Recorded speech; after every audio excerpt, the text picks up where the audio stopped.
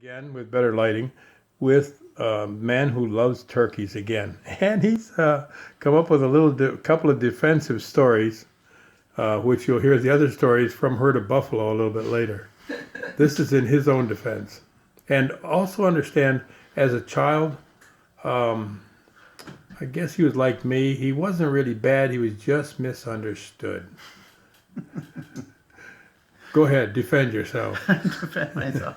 Well, my son was telling a story about my cars that the Krusty Cuda, which hasn't run since 1997. So I was going to tell a little story about that. So, in 1997, I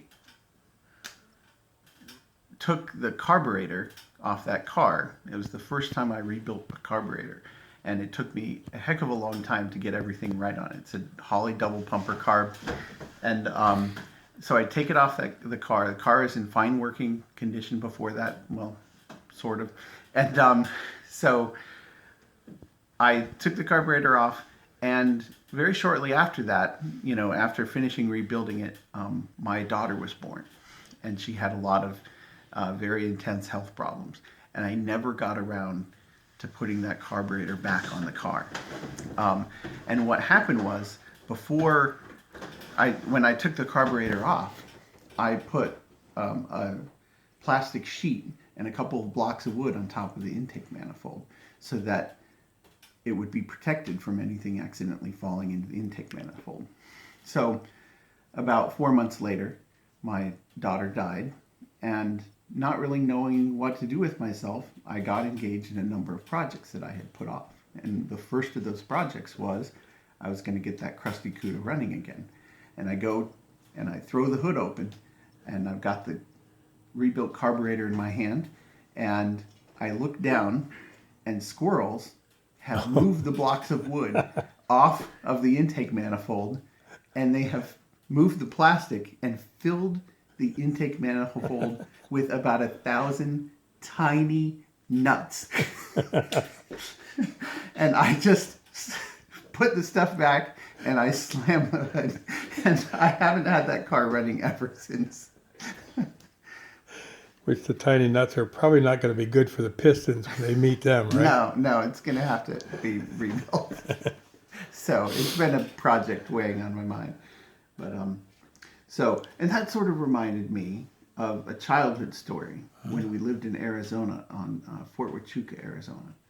And sort of along, the reason why when my son threw a rock through the window of my car, why I really couldn't be mad is because it was karma catching up to me. Uh-oh. And what happened was, when we lived in Fort Huachuca, Arizona, me and my best buddy, Lee Potter, we were leaving school. I think we were in kindergarten or first grade, and we were walking down this road toward our babysitter's house. And we had these little rocks, and I forget who, it's always never your fault if it's your story. So Lee threw a little rock across the road, and he got it almost all the way across.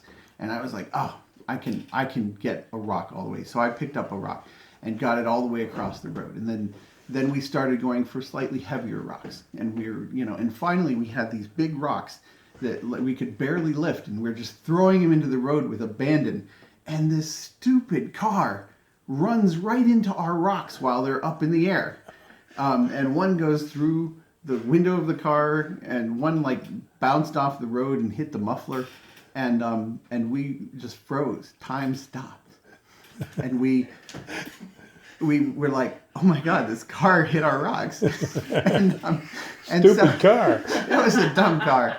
And so we basically froze, and this door opened up, and we knew that we were going to have to face the music. And this guy starts getting out of the car, and he keeps getting out of the car, and he keeps getting out of the car, and he keeps getting taller and taller.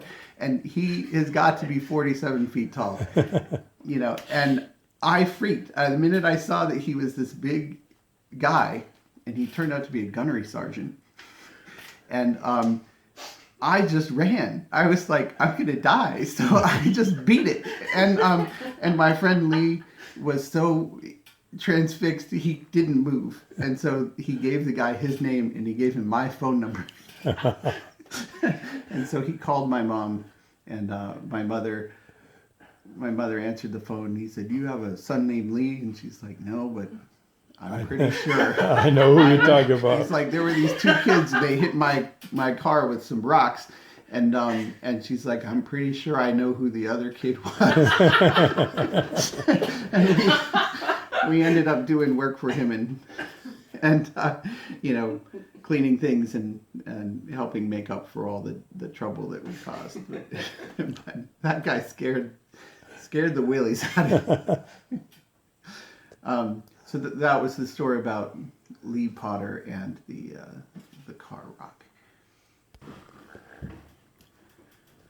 So I thought I would tell a story that says a little bit about who I am or who I was as a young boy.